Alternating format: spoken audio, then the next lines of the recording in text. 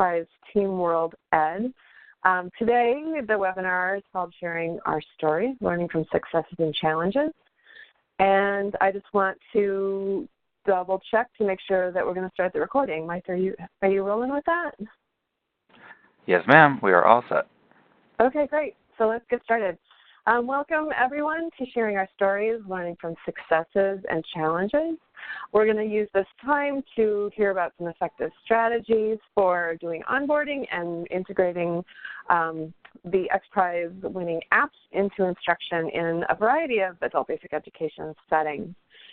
Just a reminder, Team World Ed is a group of basically people like you from across the state who are banding together to share effective practice around how to use these apps that are going to be free to us through the summer and then free to any learners who have downloaded before the end of summer for the rest of the year. For more information about the resources available to you as part of Team World Ed, you can see this link here on the slide, just edtech.worlded.org/teamworlded. You can find it easily through a web search too. I'd like to point out to you that we have a poll going right now. We're hoping to focus our time on the instructional strategies, and I want to know how much information I need to give on the actual XPRIZE and Adult Literacy Communities competition. So if you could take a minute and expand the polling window to the right and answer the question just to give us a sense of how much context we need to provide about the XPRIZE Communities competition. With that, I would like to introduce, again, myself. I'm Jen Vanek. I'm Director of Digital Learning and Research for the U.S. Division at World Ed. And we have a couple other World Ed folks on the phone. We have Celia Kallenbach. Celia, would you like to say hello and introduce yourself? Sure. Hi, everyone. This is Celia.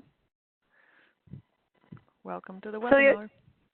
Celia has been deeply involved in the XPRIZE competition and is a font of wisdom on all things about the competition. So we'll be looking to her for an overview and just great resource for some quick questions on this call.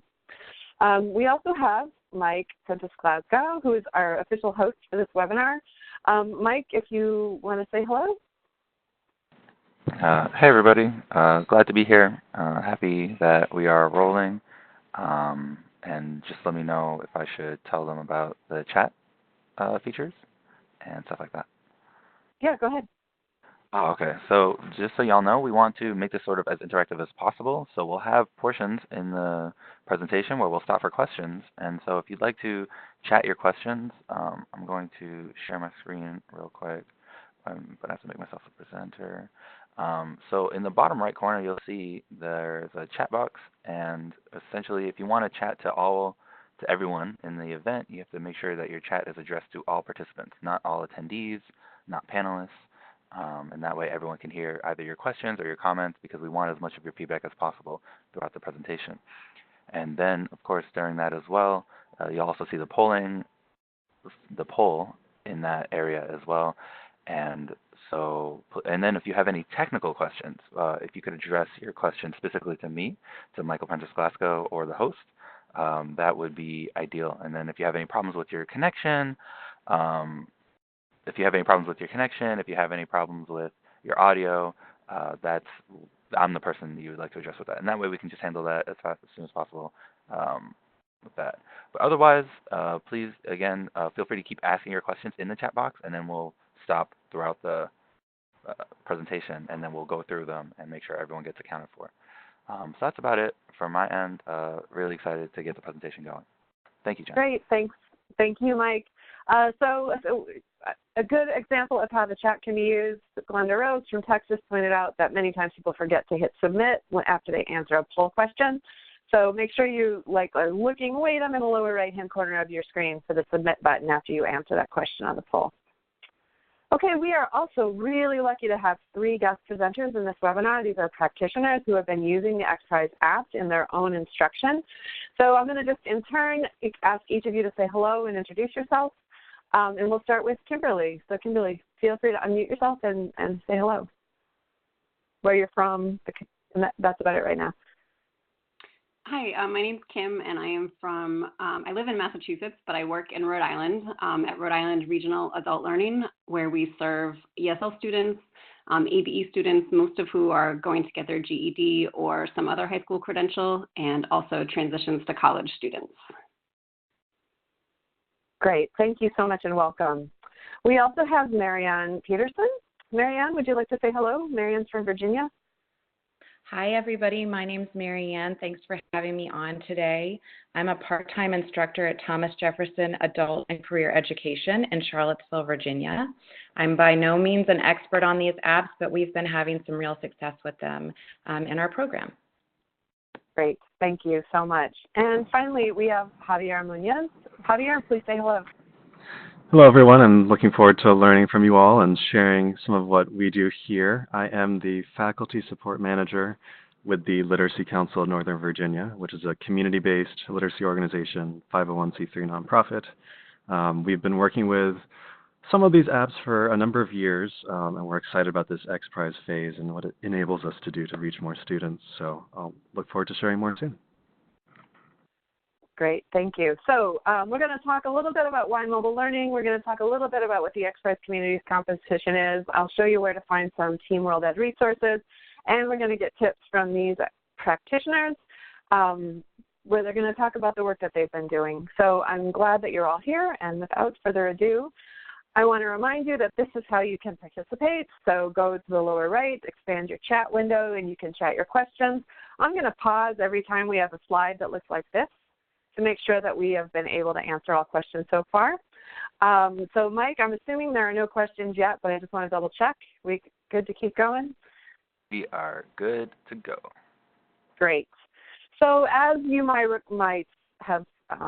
be aware, might have been thinking yourself, the reason that we at World Ed, the Ed Tech Center at World Ed, are excited about the XPRIZE Communities Competition is that we really feel it's important to take learning out to learners using the devices that they have access to. So we believe that mobile learning is an excellent way to increase reach of instruction, to accelerate our personalized learning, to extend it into new communities where you might not actually be working already, but then also to support the digital literacy development and skill development of the learners that you're working with. Because these apps are free for throughout the summer and then for learners for the year after, we feel this is an excellent time to do some experimentation. It's a low-risk opportunity for us to figure out how we can use these apps in instruction. So, Mike, can we get a little feedback on the poll? Where are people standing with respect to their knowledge of the communities competition? So it looks like about half the participants have weighed in saying that they have a really firm grip, a really complete understanding on the competition itself. And we got 10% saying I sort of get it, and we have 18% or 4 of the participants saying they have no idea what it is. So a good mix. Okay, great. All right, thank you. Well, welcome to everyone. And this webinar is for you no matter what your level of expertise, because we know as teachers we can always learn something new from each other. But I would like to welcome Celia to give a little bit of a recap about the XPRIZE and the communities competition. Great. Hi, everyone, again. And so for those of you who are old hands at this competition, this may be a little bit of repetition, but let me just say I'll give a very, very brief description. And if you want to learn more, the best place to learn is on our website. Download the FAQ that tells you as much as you ever wanted to know about this competition. So the communities competition really is the second part of a national competition to develop an app for low literacy adults.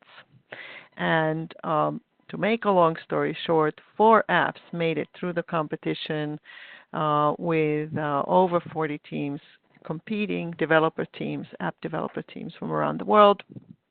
And those 4 apps were selected to be distributed through the communities competition free of charge during this 5-month window that ends in August, the end of August.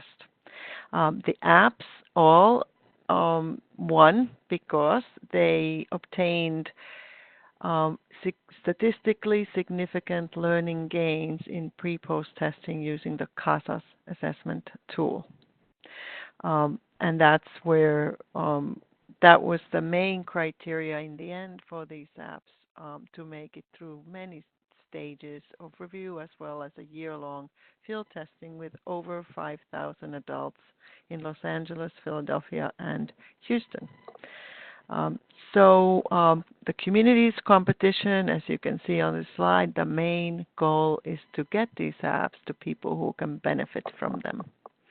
And that's why we are at this webinar. That's why Team World Ed has developed resources to help practitioners to take advantage of these apps, to help their adult learners and other community members to take advantage of these apps. And just to be clear, these apps are available to anyone. They do not have to be enrolled in any kind of adult ed program. They can be friends, family, children of your students if you are working in a program. And these, of course, are the 4 apps.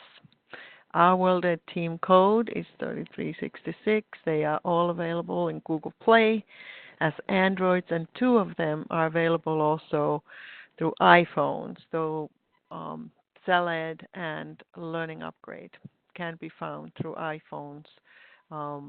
Those downloads don't count toward the competition, but anyway, we want all of you to make these apps available to students, whether they count toward the competition or not.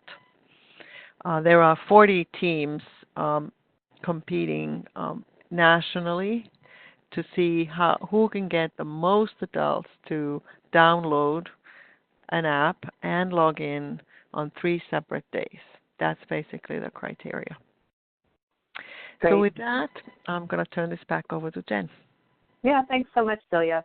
So you may also, as a teacher or someone considering connecting your learners to these apps, log in with this Team World Ed code. I encourage you to get in there and explore the apps first, decide which works best for your students, and then make that connection to your learners. So again, you can find lots of just fine-grained logistical information about how to download the apps at our Team Support webinar or our Team Support website. I chatted the link, so you could actually just click on a live link right now if you want to. Particularly useful, I think, on this webpage is our FAQ, which is available in the grid on the right, along with many other customizable resources that you can download and then share with either your fellow teachers or with your students. It's all kinds of marketing and communications issue around what these apps can do and about how the competition works. We also have links to our past resource and support webinars, which you can see indicated in the screenshot on the left side of the screenshot. So please do access, and then also know that you can contact any of us at the EdTech Center through the website, and we are happy to answer your questions. Okay, so we are going to get to the real work of the day, and that is to hear from our 3 practitioners about the work that they have been doing using these apps in their classrooms. Each of them will have about 10 minutes to talk, and then we'll have some time after each one to ask a few questions. That'll get us to the top of the hour and the end of the webinar. So let's start off by hearing about what's going on in Rhode Island. Libby, welcome. Hi, thanks again for having me. So as I mentioned, I'm in Rhode Island, and we work with different populations for our students. And so the apps that we've been using them both in our English language learner classrooms and our adult basic education program, where most people are working towards their GED. And thank you. So our goals with this mobile app implementation was to provide additional practice for our current students. We also wanted a learning option for students who couldn't attend our traditional class schedule, usually because of work schedules or because they didn't have childcare. And then we also wanted a study option for students over the summer break. So we do offer partial class offerings during the summer, but not all of our students can attend because either of childcare issues or because they are traveling during the summer, but they are looking to still continue studying. And so a mobile app is a great way for them to do that. And then we also wanted to be able to engage our learners that are on a wait list. Students that are waiting to get into classes are often really eager to start learning, and mobile apps are a great way to start doing that. Our implementation strategy, oops, sorry. Okay, I can just jump into it. So our implementation strategy in the classroom, we have been collaborating with teachers. I've been going into classrooms, and the way that I've been starting off in class is to give a brief description of what this competition is and kind of where these apps came from and why we're talking about them today. And then I think it's really important to explain to the class why a particular app is going to be tried on that day. A lot of the students I noticed in the beginning when we first started talking about them, they got excited about all of the apps and they wanted to try all of them, but not all of the apps are necessarily appropriate for where each student is with their learning or what their learning goals are. The second step was that we shared our Wi-Fi information with the students. We then went on to help them download the app and assisted the students with launching the app and entering the access code. And then once they actually had the app on their phone, we allowed for 15 to 30 minutes of practice in class with the app. And then in subsequent classes, allowed them to practice the app again at least 2 or 3 more times. So when Jen asked me to participate in this webinar, she was asking for what kind of tips did we have, and I certainly learned a lot with each time I visited a class and helped them get started with these apps. So these are kind of a list of things that made implementation much easier for us when I went into the classrooms. So in terms of preparing as a teacher or as staff at your program, I think it's really important to choose one app that's going to benefit students. So for us, we ended up choosing CellEd for our ESL students and Learning Upgrade for our ABE math students. Those seem to be the best fit for our learners and what they're currently doing. We shared, I learned from experience that it's helpful to share the Wi-Fi information ahead of time. So that just cuts down on time when you actually want to get them going with the apps. Asking students to bring in their own headphones was really important, especially if students had iPhones.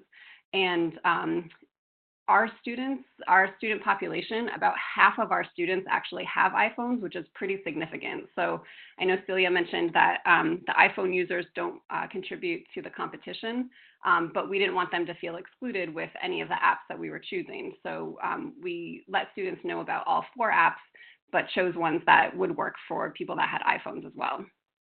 And then we also wanted students to make sure they had their Google Play and Apple ID password, because once they started to download the app, if they didn't know that password, they would be prevented from accessing the app. And this was particularly important for older immigrant parents whose children had set up their phones for them and they didn't know their passwords and they needed time to request that information. And then when we were actually starting to get students to download the apps, it was really helpful to group students by phone type. So I would divide the classroom up and say, if you have an Android phone, sit on this side of the room. If you have an Apple phone, sit on this side. And then that way students were able to support each other and help each other with using their phones if they didn't know how to access settings to get to Wi-Fi, for example, or if they weren't sure how to find the App Store or how to download an app.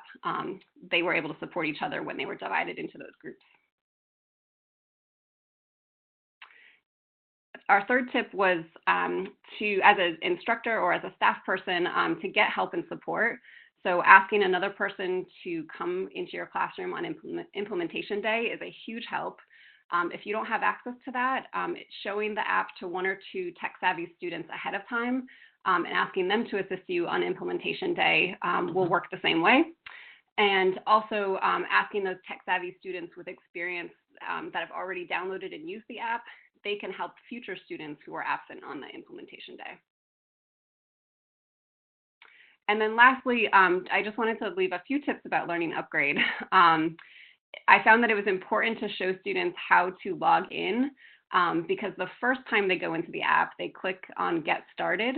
And if they click Get Started in subsequent times using the app, they're just going to create multiple accounts. So it's really important that they understand to click the blue login button each time they go into the app after they've set up an account. And then again, for those iPhone users, Learning Upgrade is the whole program needs to download onto the phone, and that takes up 1.4 gigabytes of space. For students that have older iPhones, they probably won't have enough space on their phone to download the app. And then we are really fortunate that we have access to a few iPads, and so I actually downloaded Learning Upgrade onto the iPads ahead of time so I could demo it with students. If they were not able to download the app during class, they still got a chance to see how it works, and then they could go home and download it.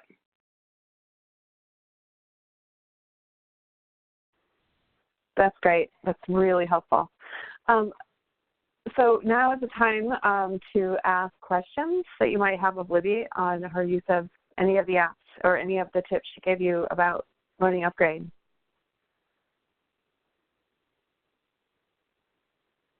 Libby, I have a question for you while we're waiting for people to weigh in. So you had a pretty mapped out process for onboarding. I'll just actually scooch back to it. Are you imagining creating a sort of parallel process for learners that you're going to try to use for this waitlist scenario? So like, how will you do that with learners who aren't officially registered? Sure, that's a great question. So we are at our programs right now at a few different sites. We actually have scheduled learning resource centers that are available for students to come into by appointment. And they don't have to be registered for classes yet, but if they're interested in coming to classes, we let them know about the Learning Resource Center, which they can, kind of drop into.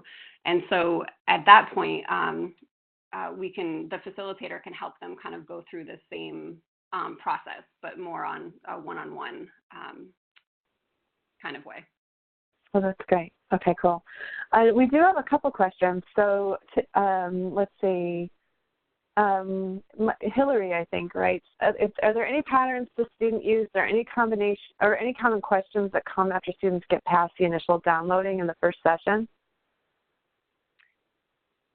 What I had been noticing at first with Learning Upgrade was that students were coming back. They were really excited about it, and they were using it for a few hours, and then they were coming back and saying, I can't get to the next lesson. It's stopping me after 9 or 10 lessons. And then that was my clue that they weren't logged into the same account anymore, because Learning Upgrade is a freemium app, so you get free access without the code, but at a limited number of lessons. And so that was kind of like the most common question that was coming up, was just like, how come I can't do more lessons? And it's like, oh, because you're not logged into the right account. I see. Okay, great. Another question from Tiffany: have your students been successful in continuing to use the apps after their initial in-class sessions and onboarding? That's a really good question too. We've just started doing this over the last 3 weeks, I would say, and so the feedback that I'm hearing from teachers is that, yeah, the students like the app, they're using it, but I don't really have any hard data that shows like, yes, 75% of them are continuing to use it. I do know that from my past experience of using technology with students is that using it in class multiple times is really important and really critical to getting them to continue to use it independently outside of the classroom. So that's why I strongly recommend, downloading it in class, but then, for the next 2 or 3 classes, have them log in and use it for, 15 or 20 minutes, just so they get that experience in class, and they can also help each other if they are running into problems with how to use it. Right. And I want to add to that, both Learning Upgrade and Salad, I believe, have a special affix that you can use with the communities with the code 3366 that will actually put the students in a learning management system so that you can see their work online. And you can find instructions for doing that on our Team World Ed support web page. So I'd encourage you to, if you're interested in sort of monitoring it in more of a traditional distance learning process, you can check there. Yeah, and can I just jump in real quick on that note? This is Celia. What I've learned through a teacher here who's using that with her students is, in that case, you as the teacher or tutor should log in first, because it's a different URL that you would, students will need to log in a little bit differently.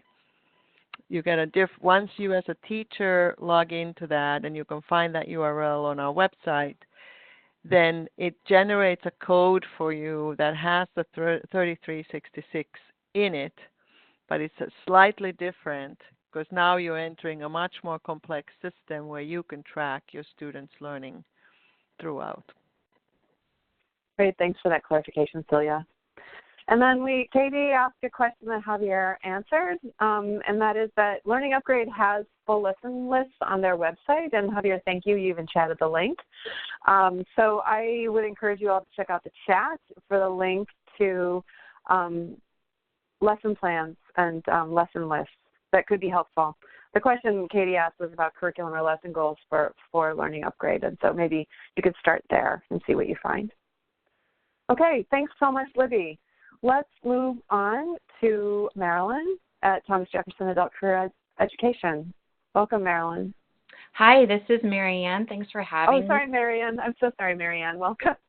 That's fine. Thank you for having me. As I said a minute ago, I am new to this. We've been using apps in our Learning Circles program since January, and we've been using the XPRIZE apps obviously since April. So this is really new to me. I'm not even a person who uses a lot of apps in my own day-to-day life, so I feel if I can do this with our students, really anybody can. So we started by using them in our Learning Circles program. This is a new program really for students on the waiting list.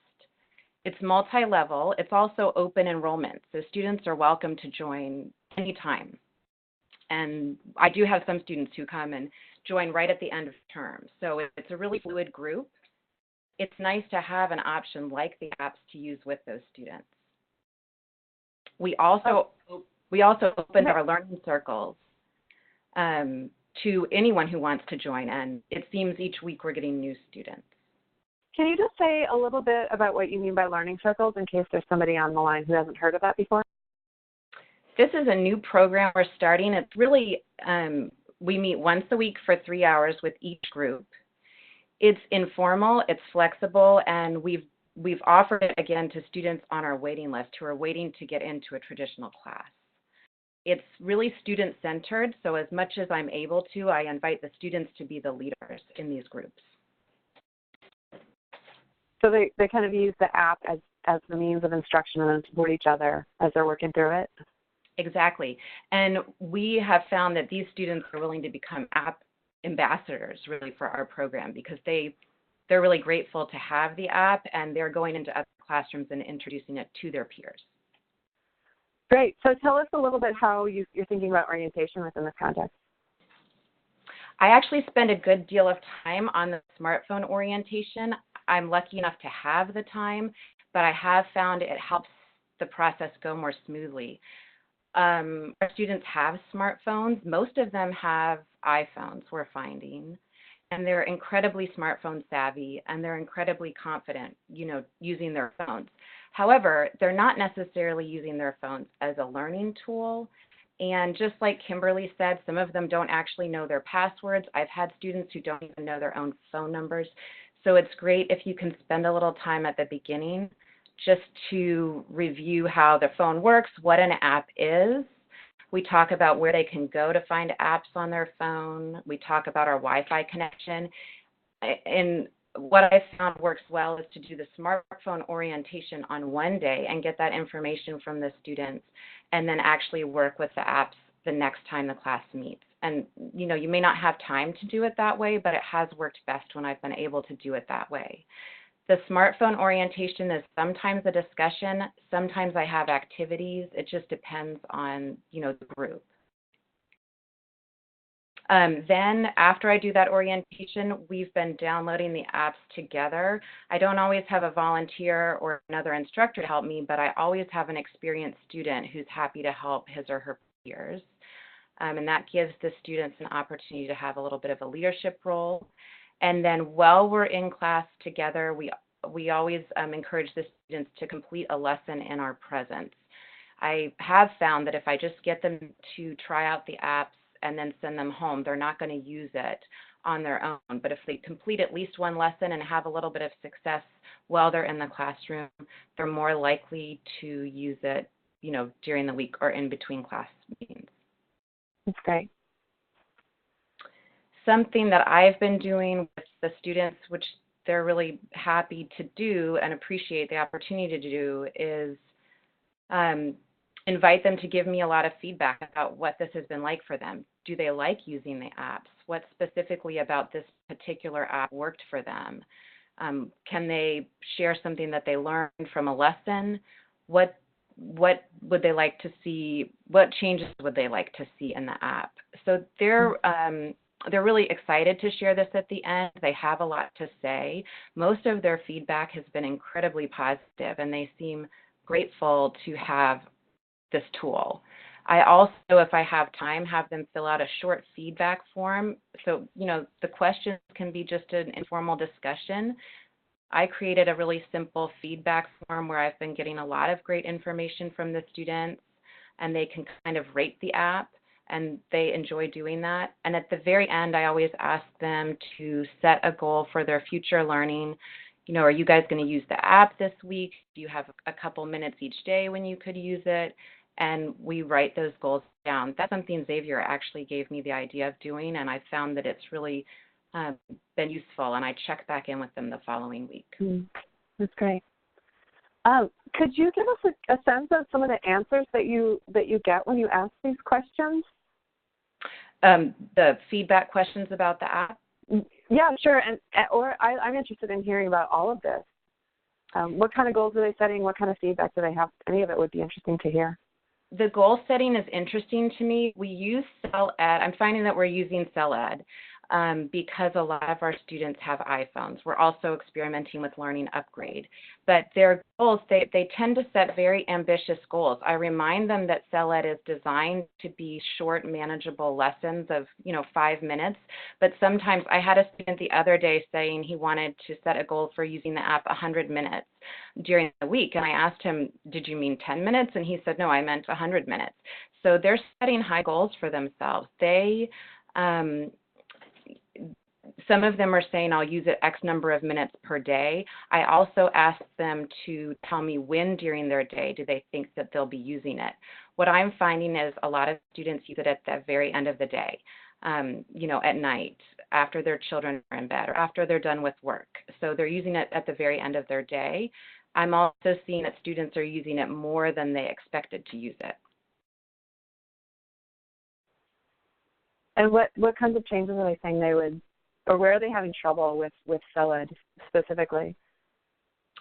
Some of them, we've had to change their level, and I like that CellEd gives you the opportunity to do that. So some students will come back and say, that was too easy for me. I found it a little bit boring. So then we might go in and select the next course for them. Alternatively, I've had some students say, I couldn't understand, this was too hard, so we can make adjustments in the course that they're in. But they also give a lot of different types of feedback. They'll say they like the voices, they like the sounds of the voices. Some of them say that they like the texting feature, some say they dislike that feature. So they're really eager to share their thoughts about these apps. That's great. So does anyone else have questions for Maryann?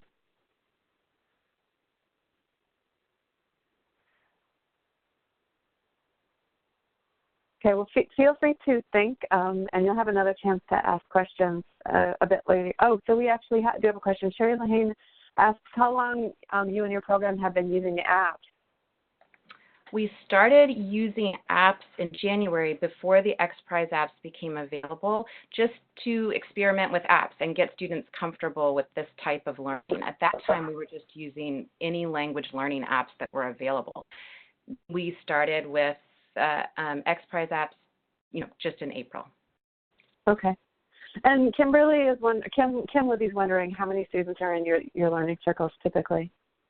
Last night I had 8. That varies. I've never had any more than 10. But I also introduce these apps to our traditional classes, which, we'll have sometimes up to, 15 students. I'll introduce the app to the whole group. Okay. And Javier is wondering, if you get people coming back to the Learning Circle sessions. How many come back just once or twice? How many come once? How many come frequently? They come frequently. Sometimes I'll have a student who comes only once because they'll then enter a traditional class or they have some sort of conflict or work commitment, but typically the students come week after week. Great.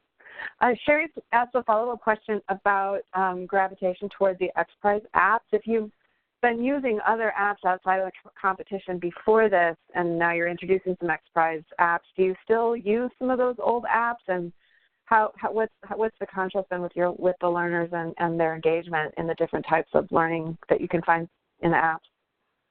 I don't use those anymore. I don't recommend those anymore. Since April, we've been solely focused on the XPRIZE apps. We're trying to get everybody in our program to at least be introduced to them before the session ends so that they go home with a tool to use in the summer. So I've been strictly focused on the XPRIZE apps.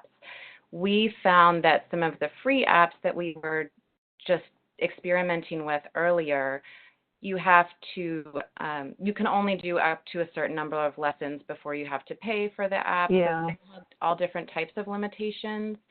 The students enjoyed them. It was a great way to, experiment and learn about that style of learning, but the XPRIZE apps have been a much better fit for our students. Great.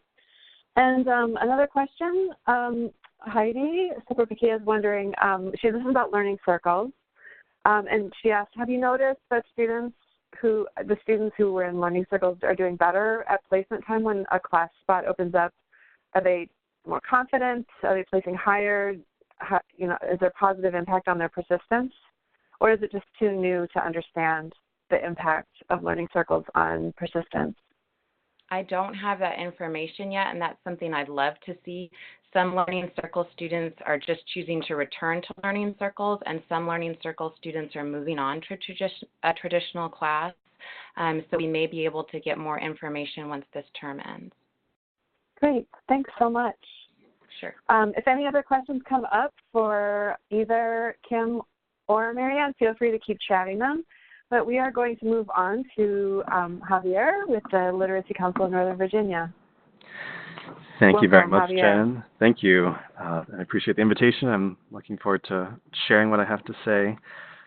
Like I said, we are a community-based literacy organization, so we have in any given semester over 100 different types of volunteer instructors, maybe teachers, class aides, supplemental tutors, and we have a very small group of paid teachers. So I think a lot of what I'll be talking about is how we've tried to leverage the volunteer pool that we have, while also recognizing the limitations of asking volunteers to take on even more on top of planning for classes and being there and being present for students when they're in there with class.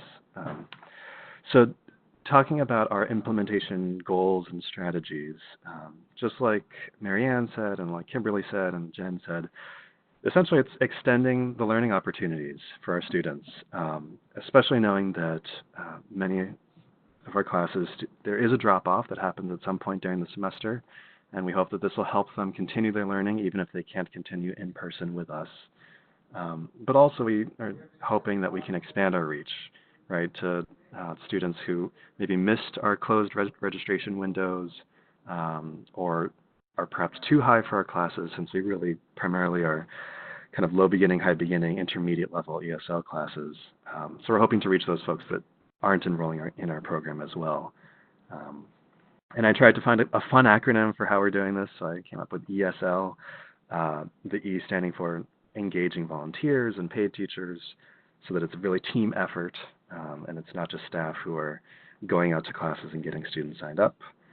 And also scaffolding that onboarding process, both for teachers and then for teachers to be able to do that for students in class. And then launching sign-up parties in class. So the first tip that I wanted to share. First, I want to say, Javier, nicely done. I think you have a secondary career in comms or marketing. Thank you. So when it comes to engaging the instructors, many of our instructors might not be very tech savvy themselves or be very reticent to not only work with these apps, but then put them in the hands of students when they might be getting questions and not know quite how to best support those learners with these technological questions. So one of the ways that we try to do that is to relate to the existing challenges that our instructors face. Things like students don't come every week, or maybe they come for a few classes and they have to stop for several weeks and they come back. Or, as was the case when this phase of the XPRIZE competition started in April, we were a few weeks before the end of our spring semester, and there was a long month break before we start up in the summer. So just connecting with our instructors that way, that we know that they want to help these adult students and adult learners as best as they can. Maybe these apps could be one way to do that, just to kind of get them on board, really get some buy-in from the instructors. And so as we work on that buy-in, we also communicate about the XPRIZE in a number of different ways. We've been sending out emails to announce that we're participating with Team World Ed in the competition. And in those emails, we're sharing information. Sometimes we customize some of the content from the Team World Ed XPRIZE website so that it really focuses in on what our instructors most need to know. But we invite them to in-person trainings if they can make it to those. We refer them to online resources. And when we can, if we see them in person, we have just informal chats, right? So trying just many different ways as possible to engage our instructors. So that's kind of the E part of our strategy. The S part, the scaffolding, the onboarding process. We have already led 2 sort of instructor trainings, and we're having a third one coming up this Monday. And this is where we're trying to encourage our instructors to see that they can lead these sessions with their students and also help them feel comfortable to do so.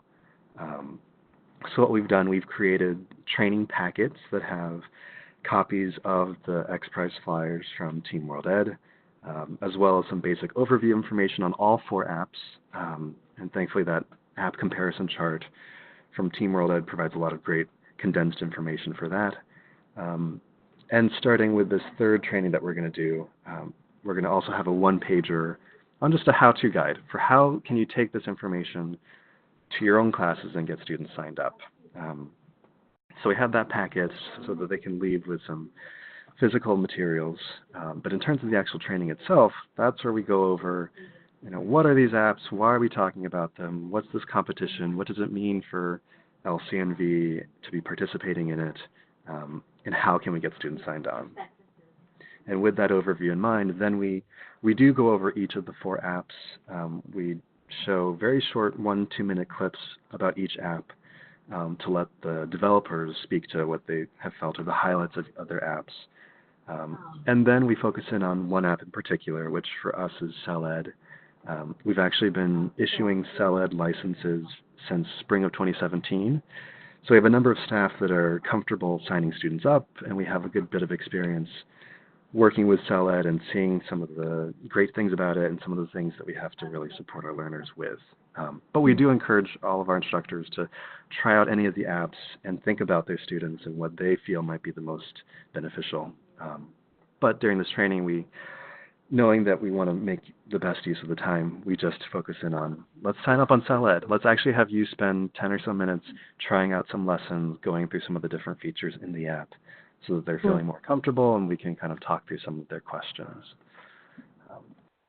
And so then that takes us to launching sign-up parties in class.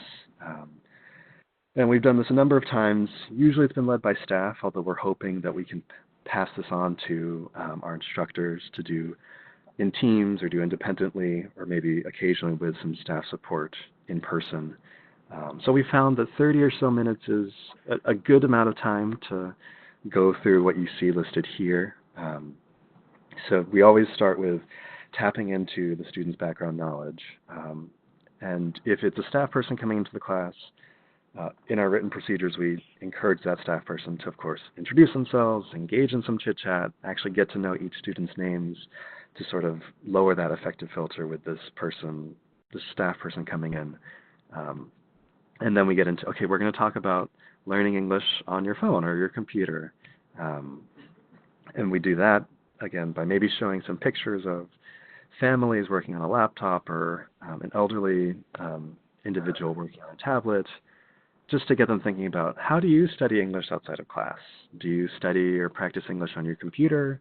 What do you use? What about on your phone? Do you have a smartphone, or is it a basic phone? And then try to have a little bit of a conversation depending on the level. And depending on the class, if they've already been using some of these apps, we ask those students who have been using it for a while if they'd like to share any comments or share if they like it or not. And then after that, we do get into assessing the actual technology requirements. And so we talk with them about, if you have a computer, which of these apps could you use? If you have a smartphone, which apps could you use? Android versus iPhone, etc. If you have a basic phone, you could use CELED, all those kinds of things. I think I'm going to refer back to Maryann and Kimberly's talks where they prepped the students before this. We haven't done so much of that, but we are learning that having that sort of smartphone orientation before the sign-up party day is actually much more helpful. So this second piece you might have before you actually get students signed up. And then when it comes to the step 3 of giving an overview, maybe we'll show a video, but generally we try to actually go through some of the lessons in the app. We stick with one just to get students started, and then if they want to try some others, then we can talk with them about that. But we use that walkthrough opportunity just to highlight some of the features and give them some time just to process. Okay, there's videos that I'm going to be watching, or I'm going to have to listen to some audio and then wait for a text. Depending on the app, those things vary. After that, then we actually get them signed on. I think the strategies that Maryann and Kimberly shared were great. Breaking into Android users versus iPhone users, making sure they're connected to the Wi-Fi, and then we do set aside some time for them to work through a few lessons before they go, for the very reasons that Maryann and Kimberly said.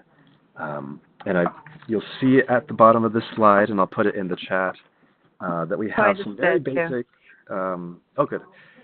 Some very basic goal-setting charts that we ask our students to use. That we don't require them to do so, but we find that it just helps them see that, we think this is a great opportunity, and we hope they'll find it to be so as well.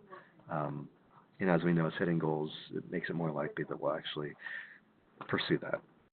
Yeah, That's awesome. I just want to interject here really quickly that your recommendation to have learners start with one app and work their way through it as long as it's serving their learning needs is really, really awesome, and also aligns with past experience that I have on some studies that we did when I was doing PD on distance learning for the state of Minnesota, where we actually looked at persistence and level data in programs that were focusing either on one online curriculum or just letting other programs, letting learners do kind of whatever they wanted to. And the programs that really got behind one curriculum or one online learning resource tended to have better outcomes.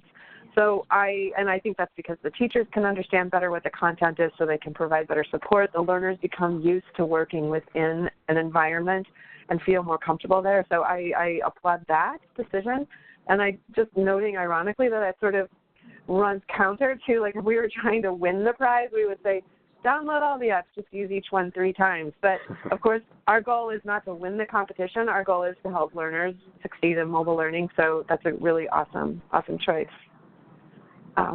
Okay, so I'll turn it back over to you and move on to your lessons learned. Yes, thank you. Most of these lessons learned are, again, the same things that Maryann and Kimberly said, prepping the students beforehand. Like I said, we've been using CELED for 2 years now, and it wasn't until spring of 2019 that we encountered some students that didn't know their Apple ID or didn't know their Google Play password, and then we've had some students that have maybe a business cell phone and a personal cell phone, or like was said before, that someone else set up their device so they can't quite access downloading the apps. So that's something that we've learned to do before actually signing them up. Another thing is empowering student leaders. Maryann talked about app ambassadors that is happening in her learning circles. And since, again, we've been working with one of these apps for several years now, some of the students that have been using it for quite a while, they actually of their own volition are spreading the word and encouraging their classmates, hey, you should spend more time on this. This is really great. Use it on your break or use it on the bus, without us even needing to ask. Because they like it so much, they're kind of spreading the word. And then, like Kimberly said, we're trying to. Another thing is reach out to those students that are more tech savvy, get them signed up and going first, so that they can then help their classmates sign on. This third lesson learned is showing additional features. That'll be in the next 2 slides. I'll talk about that then. But for the students piece, we've seen some students not remember their password to log back into, let's say, Learning Upgrade, but a family member of theirs had taken a picture of the login information. And that student was able to call their brother. The brother sent over the picture, and they were able to log back in and continue with the learning. And then another piece that we've found is practicing logging back in on that sign-up day, not just how to register, how to sign up, how to go through a lesson, but if you get logged out of your app or for some reason maybe you forget your password, how do you actually open it again and log back in? It's good to practice on that first day or when you're checking in with the students later on too. So. Yeah, I wonder even if like taking a screenshot of their login form when you're filling it out would be useful too. Yeah. So just a few things about CELED. So these are some of the features that we go over during that sign-up party. You'll see on the left there's the changing course. So CELED, like Learning Upgrade and like MReada Learning, you can change the level. And within the CELED app, you would just click the Me tab, or Yo if it's in Spanish, and then you click courses, and then you can change which level. We show that to students when we're walking through it, but we find that it's more helpful that as we're checking in to ask, how's it going? Is it too easy, too difficult? And then remind them or show them again. We can change the course. Let's go ahead and do that right now. Another tip is that you can change the navigation language in CELED between English and Spanish, which can help some of our learners. So I'd like to point that out as well. And then the third CELED tip that I wanted to share with you all is, as you will have heard in previous Team World Ed webinars, CELED does have coaches, bilingual coaches, and I believe they said in Spanish, Mandarin, and of course English, and they might be expanding that. But students actually can contact their coach within the app itself, clicking help, and they can click text or call my coach, or they can email the coach. And LCNV, we very recently got access to the LMS, and I've been able to send messages to students directly through that, but I can also see that the coaches have many text message exchanges with the students. So it works, and many of the students are actually engaging with the coach back and forth, getting their questions answered. So. Oh, that's wonderful to hear. I've often wondered the level of engagement between the coach and the learners in a platform like this. Are the coaches primarily working on sort of like persistence nudging, or are they actually asking and answering content-oriented questions? I have only just begun to play with the LMS, and side note, we got access to the LMS because of a different kind of agreement that we have with CELED. It's not through the XPRIZE competition that we have access, but from the little bit that I've seen, it seems like most of the back and forth exchanges relate to persistence. And certainly most of the messages that coaches send out seem to be related to persistence. But I've seen some conversations when a student asks, I want more information about classes, or this one's too difficult. And then I've seen that question and answer of, okay, let me switch you to a different level and let me know how that's going for you. So. That's great, and a unique sort of situation to get support and instruction, to have that coach and right. have that exchange visible. That's, I think, potentially really powerful. So I've asked my questions of Javier. Anybody have more questions? We have a few more minutes. While people might be thinking of questions, Javier, I just want to say that I really appreciate your sharing these resources for the goal setting. Are learners using the usage grid. So if you haven't clicked on the link yet, the one is like a form it's an agreement saying that, you know, these are my goals, my weekly goals.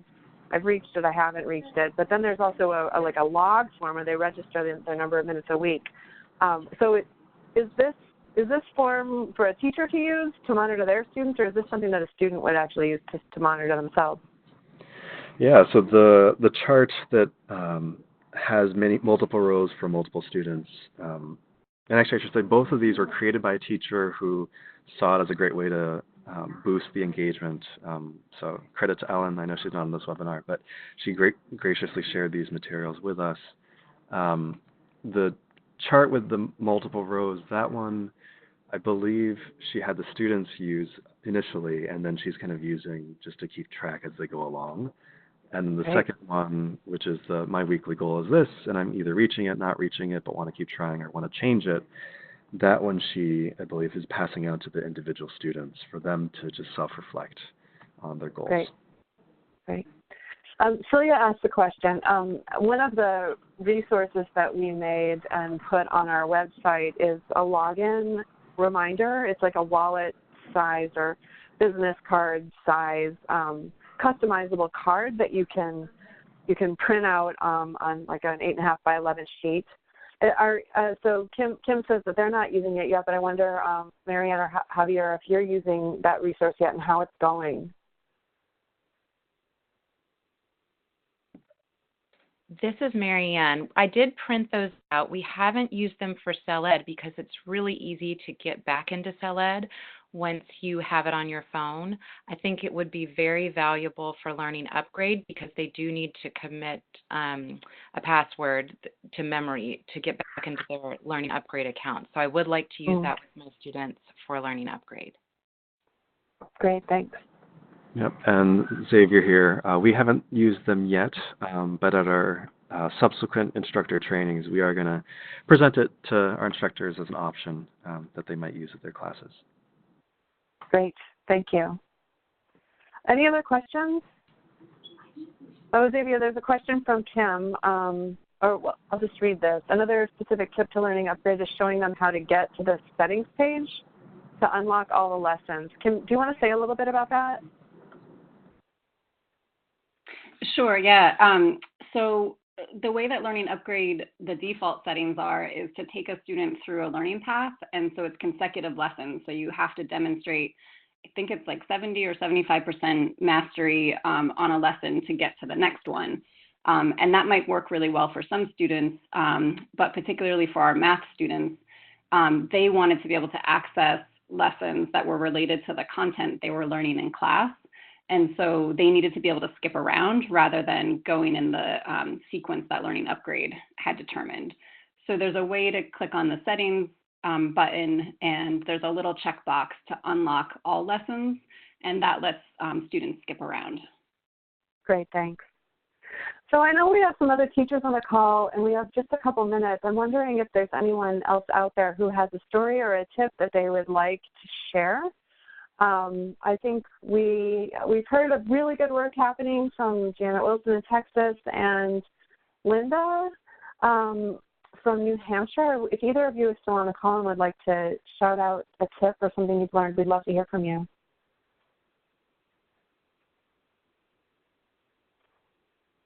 I'm not sure if they're still here. Certainly, if we don't get to them this time, maybe we'll follow up and have you participate in the next webinar that we'll have in a month. But feel free to chat something if you've got an idea that you want to share. While we're waiting for the chats to roll in, I just want to remind you all of the FAQ. There's a lot of great logistical information in there. Also, on the support page website, just under the FAQ, you'll see that grid. We've pieced together information from multiple participants across the teams on how these apps differ. It's a nicely mapped out comparison chart that you can use to help you in your decision about which app is going to work best with your learners. Again, I want to thank the presenters, Kim, Maryann, and Xavier. these are their email addresses. You could also, if you can't, these are not active links, but I'm happy to share their contact info if you have specific questions or feedback on the tips that they've shared.